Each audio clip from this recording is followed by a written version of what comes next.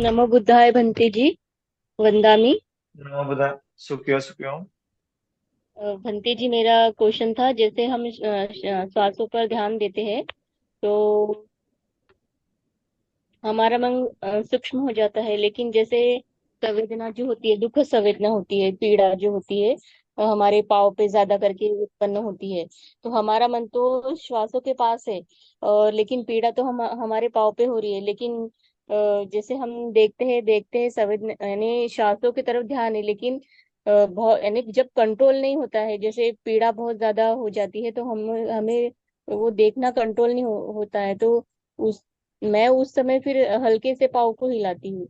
तो उस समय क्या करना चाहिए? आपने तो जैसे बोला कि हमें श्वासों पर ही ध्यान देना चाहिए, हमारा ध्यान श्वासों पे ही रखना चाहिए। लेकिन जब यानी पाँव पे या किसी भी जगह हो, जब बहुत ज्यादा पीड़ा उत्पन्न हो जाती है, जब असहनीय हो जाती है, उस समय क्या करना चाहिए?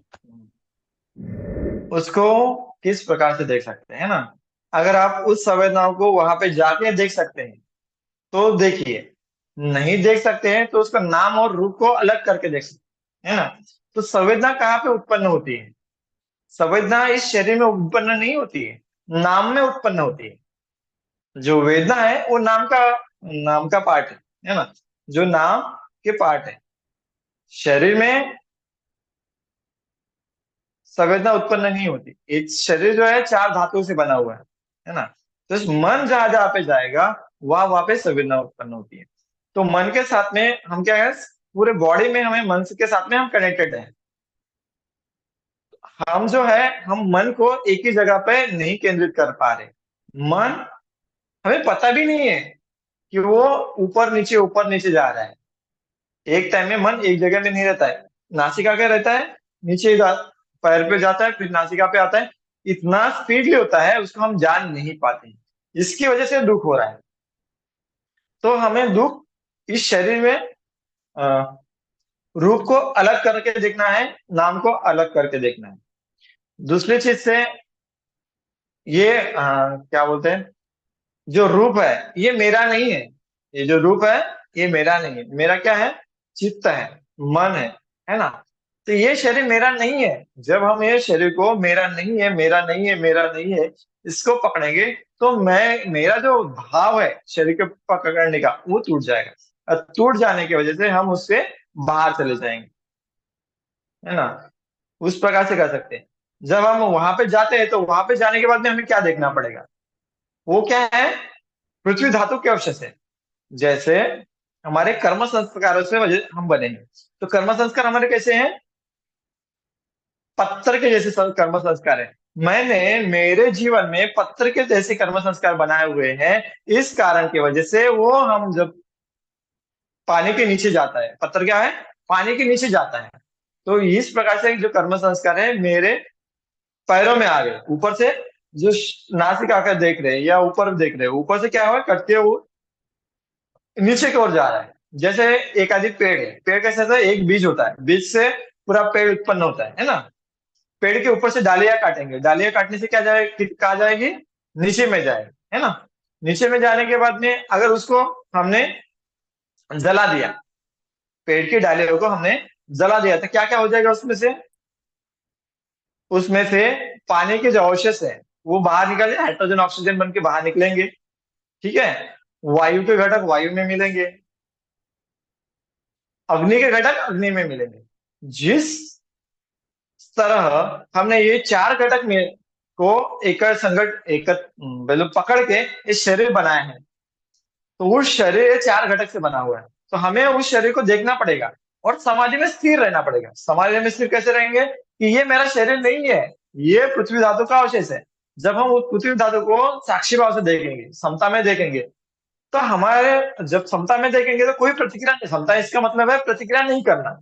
जैसे हम प्रतिक्रिया करने लग जाएंगे तो वैसे वो बढ़ने लग जाएगा, है ना। तो जहां पे हमने प्रतिक्रिया की वहां पे बढ़ जाएगा। तो हमें कोई किसी प्रकार की प्रतिक्रिया नहीं करना। तो प्रतिक्रिया नहीं करना इसका मतलब है उसको जलाने का काम करें। क्या कर रहे हैं हम लोग? अग्नि दे रहे हैं। तो अग्नि देने की वजह से क्या हो जाएगा? वो जलने लग जाएगा। जलने का मतलब क्या है? एक आदि बर्फ है ना। बर्फ भी देख, बर्फ है, बर्फ को हम अग्नि दे रहे हैं। अग्नि देने से क्या हो जाएगा? उसको पानी में परिवर्तित हो जाएगा। पानी को और अग्नि देंगे तो क्या होगा, उसका भाप बन के वायु में मिल जाएगा, है ना।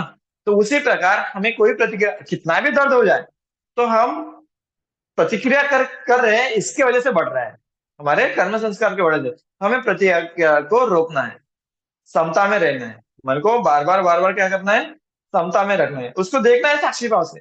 हो रहा है तो हो रहा है ना। जितना हो हो रहा है देखेंगे तो उसमें क्या हो जाएगा, जैसे गर्म हो जाएगा। जैसे देखो कुछ टाइम के बाद में उसमें गर्मी से भाप से निकलने लग जाती है, गरम गरम भाप निकलने जैसे, कभी कभी ऐसा लगता है कि लोहे जैसा मेरा शरीर गर्म हो रहा है ना। तो अभी लोहे लोहे जैसा गर्म हो रहा है, फिर भी उसको देखना पड़ेगा, क्योंकि उसको क्या है, लोहा का उन्हें आकार देना है। जैसे लकड़ियां जल जल रही है ना, तो लकड़ियां जल रही है और प्रतिक्रिया करेंगे तो पानी डालने से वो लकड़ियां बुझ जाएगी, है ना। उसी प्रकार हमें उसमें पानी नहीं डालना है, जिसी प्रकार में जल रहा है जलने दीजिए। जितना जलेगा उतना वो हल्का हो जाएगा। तो उसको जलने का मतलब क्या है, उसके जो पृथ्वी धातु के अवशेष थे, जो मैंने संस्कार बनाए हुए हैं, भूतकाल और भविष्यकाल में जो संस्कार बना हुआ है, उसको क्या हो रही है, वो निरुद्ध हो रहा है, नष्ट हो रहा है।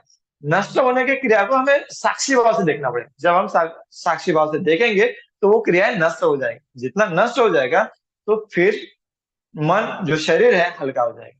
जितना जितना वो संस्कार बाहर निकल जाएगा उतना उतना मन जो है हल्का हो जाएगा, फिर संवेदना उत्पन्न नहीं होगी, कम कम होती जाएगी।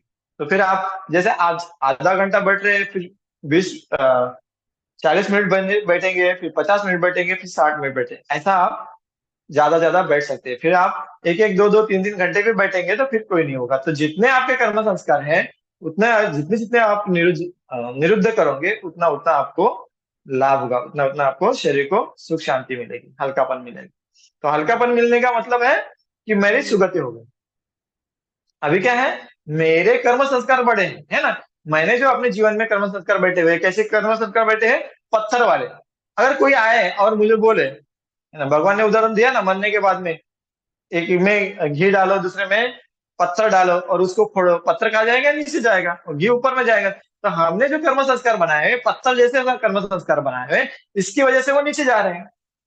तो पत्थर वाले जो कर्म संस्कारों को है, जितने जितने निरुद्ध होंगे तो हम कैसे बनेंगे, घी जैसे बनेंगे, पानी के ऊपर में तरंगने वाले बनेंगे, है ना। तो तरंगने वाले बनने का मतलब है मनुष्य लोक में जन्म होगा। उसके बाद में क्या होगा, उसको घी को क्या हमने क्या किया, और जलाया, है ना। उसमें जलाने से क्या होगा, उसमें जल के वो वायु में परिवर्तित होगा। तो वायु का परिवर्तित होना, उसका मतलब क्या है, हम देवता लोक में जा रहे हैं, उससे ब्रह्म लोक में जा रहे हैं, है क्या नहीं। तो जितना जितना हमारे कर्म संस्कार की वजह से हम बने हैं, दूसरे के कर्म संस्कार की वजह से हम नहीं बने हुए। हमने जो कर्म संस्कार बनाए हैं, उसकी वजह से हमें अपने कर्म संस्कार को निकालना पड़ेगा, है ना। तो इसीलिए जितना भी हो सके आप सती में रहिए, और सती में रहते हुए देखेंगे ये मेरा शरीर नहीं है, ये 4 धातुओं से बना हुआ है, पृथ्वी अग्नि जल और वायु, इससे ही बना हुआ है। तो इसके प्रति मैं क्या आसक्त करूं, है ना। इसके प्रति मैं आसक्त नहीं कर सकता, क्योंकि जन्म से मैं माँ बाप से जन्म, माँ के पेट से मेरा जन्म हुआ। जन्म होने की वजह से मैंने जो आहार ग्रहण किया, आहार की वजह से मेरा शरीर बना। उसके बाद में मैं खाना खाने लग गया, है ना। जितना जितना खाना खाते लग गया, उतना उतना मुझे आहार मिलते गया, आहार से मेरी बॉडी बनती जाए। इसका मतलब क्या है, जो कोई घटक है ना, गवत है, गवत बोलोगे, चावल हो, है ना, वो किससे बना हुआ है। जब उसको पेड़ बड़ा होता है, बड़ा पेड़ होने के बाद में सूर्य की ऊर्जा लेता है, अग्नि धातु लेता है वातावरण से, वातावरण का लेता है, जमीन में जल जल धातु है, पानी लेता है, पृथ्वी से पृथ्वी का कण लेता है। ये 4 धातु का वो गऊ का कण बना हुआ है ना, चावल का कण बना हुआ है। तो चावल का कण मैं खा रहा हूँ, उसकी वजह से मेरा ये शरीर बन रहा है कि नहीं। तो ये मेरा नहीं है, ये प्रकृति में 4 जो घटक है हुआ है। तो मेरे इसके पता क्या जिम्मेदारी, मेरी क्या आ सकती, है ना। वो उसके मैं पकड़ नहीं सकता, ये मेरा नहीं है। ये तो मरने के बाद में 4 घटकों में विलीन हो जाएगा, मरने के बाद डेड हो जाएगा। उसको जलाने से पृथ्वी के घटक नीचे रह जाएंगे, अग्नि के घटक अग्नि में मिल जाएंगे, वायु के वायु में मिल जाएंगे, है ना, जल के जल में मिल जाएंगे। तो इसमें तो मेरा कुछ भी है ही नहीं है। मैं है नहीं तो मैं क्यों पकड़ रहा हूँ, बार बार मैं क्यों पकड़ रहा हूँ। ये मेरा है, मेरा है, मेरा है, ये शरीर मेरा है। तो मेरा मेरा कहने का मतलब कुछ भी नहीं है, ये शरीर शरीर मेरा नहीं है ना। इस प्रकार से हम जब जानेंगे, तब इस शरीर के प्रति जो आसक्ति है वो टूट जाएगी। जो आसक्ति टूट गई तो भारीपन जो था, जो हमें आज भारी शरीर लग रहा है, जो पैरों में दर्द है, जो पीड़ा उत्पन्न हो रही है, वो सब नष्ट हो जाएगी।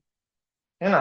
इस प्रकार से आप देख सकते हैं, अनेक प्रकार से देखना पड़ता है। वो प्रैक्टिस से होता है, जितना जितना आप प्रैक्टिस करोगे उतना उतना आपको हल्कापन महसूस होता जाएगा। समझ में है?